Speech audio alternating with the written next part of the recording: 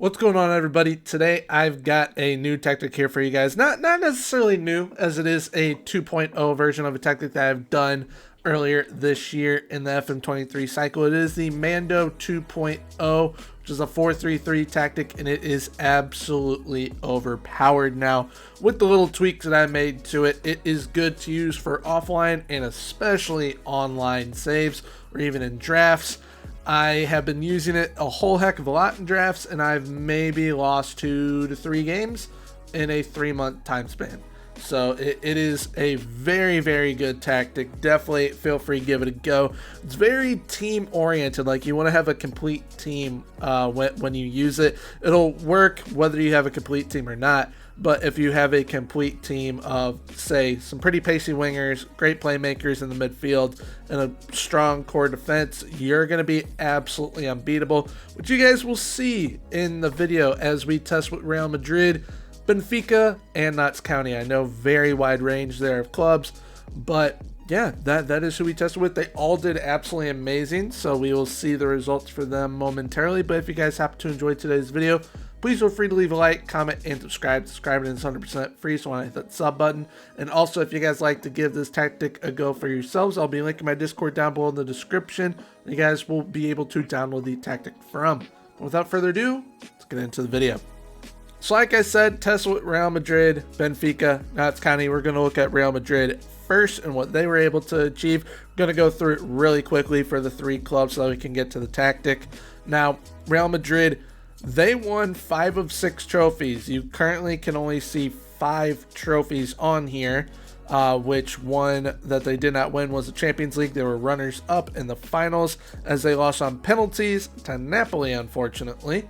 But they won the Club World Cup. That was the other trophy that they won. So they were very, very good.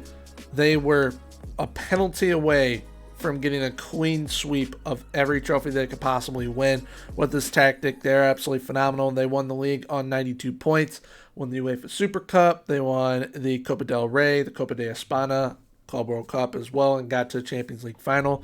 They were absolutely unreal with it. Then we move on to Benfica, and Benfica, they won 2 out of the 5 trophies that they could have won. They won the league, and I believe they won their version of the FA Cup. I believe that's what the Portugal Placard is their version of the FA Cup.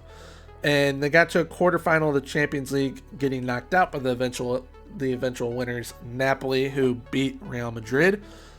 They went invincible in the league, as you guys can see here. 26 wins, 8 draws, 0 losses.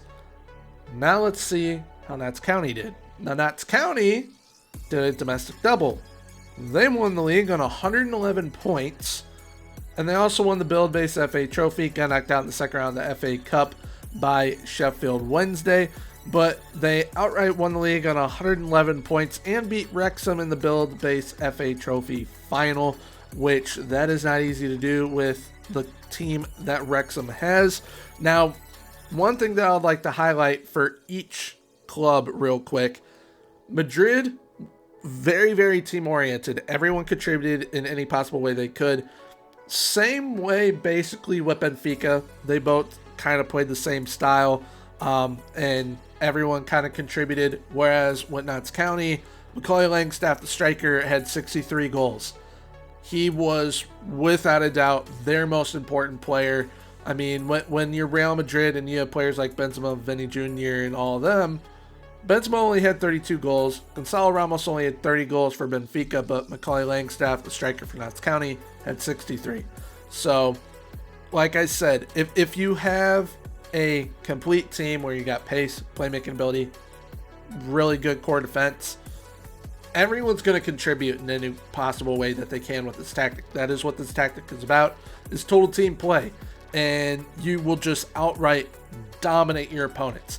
And if you have a team like, say, a Man City, where you have a striker like Erling Haaland, or a PSG with Mbappe, who are very, very influential with how they play up top, you're going to get results like Notts County did with Macaulay Langstaff, who is their version of an Mbappe or Erling Haaland. I'm not saying that he is like them, like in regards to talent level, but that is their version of them.